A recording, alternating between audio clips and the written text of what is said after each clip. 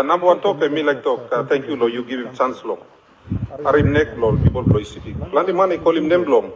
Somarena, Miharimna. Only like using this Lord for justification as to why we need more stability. You know, it's a sad day for PNG when you missed up Lohiana. People will watch him, you mean lo camerana. One minister and Sanatna talk out to say, now the soul. Only give him 5 million kina. It's on hand side, and the people of Papua New Guinea saw that. So the interesting question is, how many of the government MPs were given 5 million kina today? No, we just heard it from a minister, Mr. Prime Minister. It's on the hand side. Honourable Governor, we have a point of order. Allow Prime Minister to raise point of order. Prime Minister. Mr. Speaker, point of order, Blomi and Dr. Minister must not be quoted out of context. He was saying the government is a fair government. Government distributes resources to all districts. His districts get 5 million, everyone gets 5 million. That was from the context. But I want to place on record.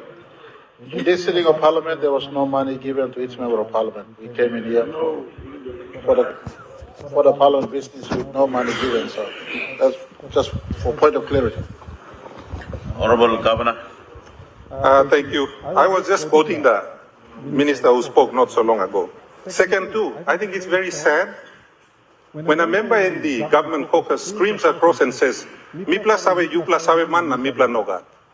It is sad because surely we should be educated enough to be on this floor to debate matters such as changing the Constitution.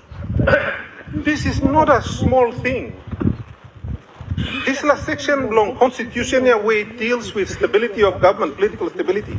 It is the most amended part of the Constitution. How many governments before this one have amended it?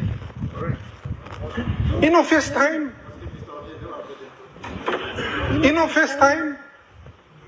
It doesn't matter if it's Mr. O'Neill or you yourself, Honorable Prime Minister. It is about the responsibility to the country. It's not about you, it's not about the Honorable O'Neill. We are here to defend what is good for our people.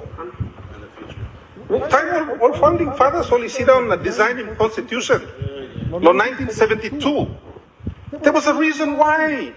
Only put in DESPLA, safety valve, pressure relief valve, we go inside long. Democracy blow you.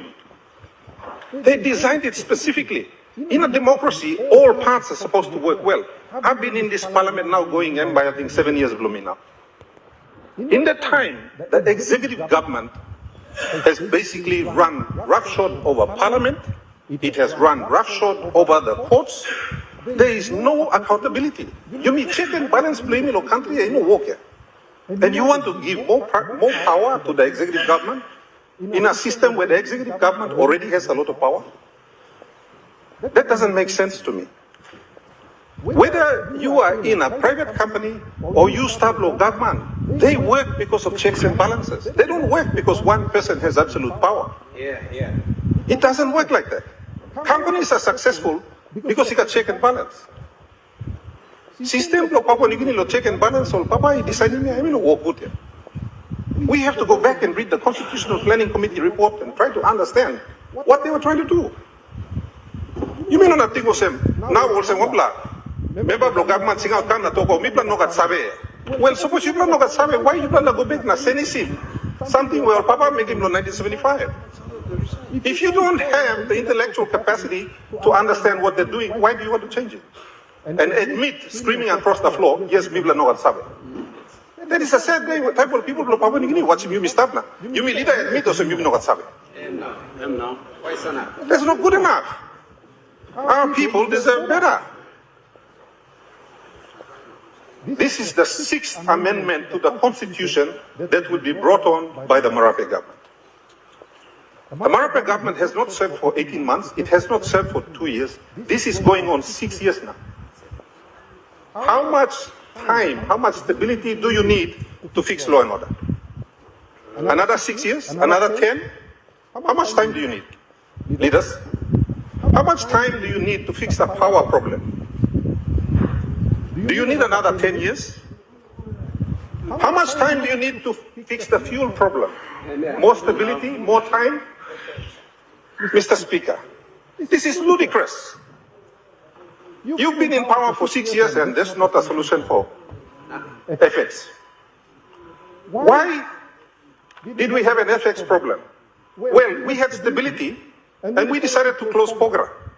POGRA took out $6.5 billion US from our economy by being closed. That was a decision taken by this government. You have a point of order, Prime Minister. Absolutely, there's no evidence on $6.5 billion.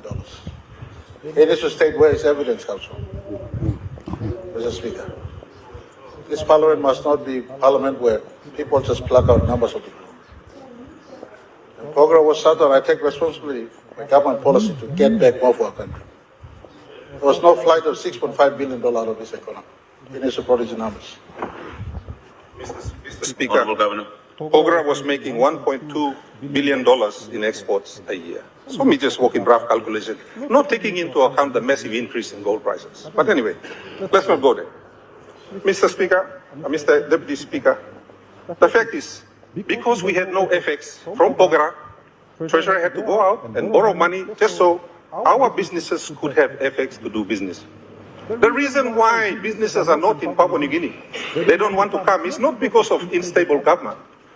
It's because they can't take their money out once they make a profit. It's as simple as that. Last week, that's all. Central Bank issuing one statement where Emi Tokosem. No got one black company by repatriating all profits belong out of Papua New Guinea. It is low priority. There's a letter from the Central Bank stating that. How much black company overseas investors back home invest no here?